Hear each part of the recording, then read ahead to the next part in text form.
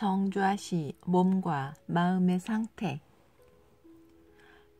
정좌할 때의 심리적, 생리적 문제를 살펴보기로 하자. 먼저 심리적 문제부터 알아보자. 사람들은 왜 정좌를 하는가?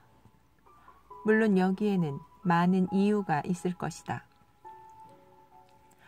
어떤 사람은 한평생을 부처에 귀의하고 싶은 마음에서, 어떤 사람은 세속을 벗어나기 위해서라고 대답할 것이다.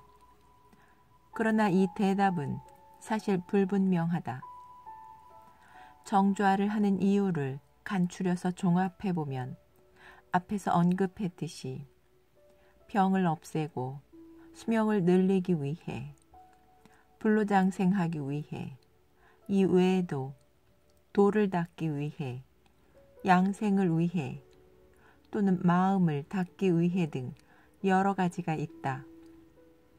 요컨대 정좌를 하는 데에는 반드시 하나의 목적이 있다. 그렇다면 이 목적은 누가 제시하는 것일까? 당연히 나 자신이다.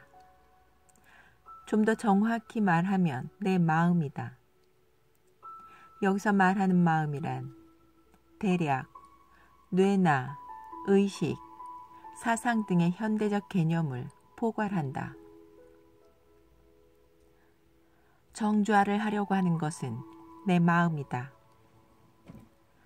정좌를 위해서는 우선 마음을 고요히 해야 한다는 것을 알면서도 고요히 앉으면 도리어 생각이 분분해지고 안정되지 못한 것은 무엇 때문일까? 우리의 마음은 나서 죽을 때까지, 아침부터 저녁까지 늘 어떤 것을 생각하는데 익숙해져 있다. 이것은 끊임없이 이어지는 물줄기와도 같다. 일종의 생명현상이라 할 수 있는 것으로,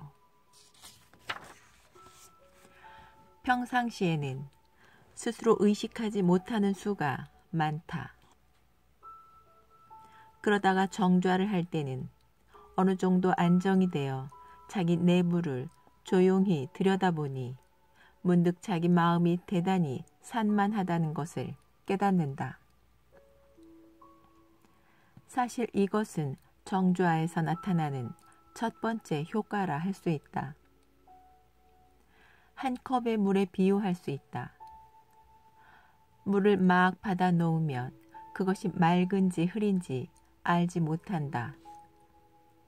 그러나 이 물을 오래 두거나 혹은 그 속에 청정제를 넣어보면 물 속에 찌꺼기가 가라앉는 것을 볼 수 있다. 이 침전물은 새로 생긴 것이 아니라 본래 물 속에 있던 것이 가만히 두는 동안 눈에 띄게 되는 것이다. 다른 비유를 들어보자.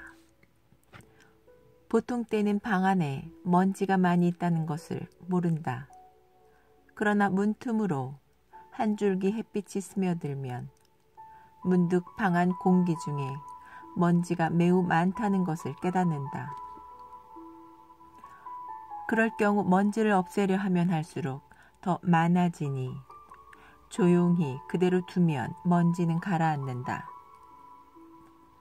정좌를 시작해서 어느 정도 마음이 안정되면 흔히 나타나는 현상이 졸음이다. 어떤 사람은 마음이 안정되면 자기도 모르게 잠이 들기도 한다. 이런 경우는 어떻게 해야 할까? 먼저 세심히 관찰하여 잠이 오는 이유를 알아야 한다.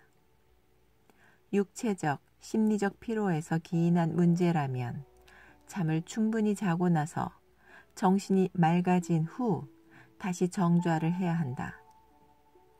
피로하지 않으면서도 잠이 올 때는 운동 부족으로 인한 것일 수 있으므로 가볍게 몸을 풀고 나서 다시 하는 것이 좋다. 잠이 오는 현상은 체질에 따라 다를 수 있으므로 각자 스스로를 관찰하여 잠들지 않도록 그 방법을 체득해야 한다.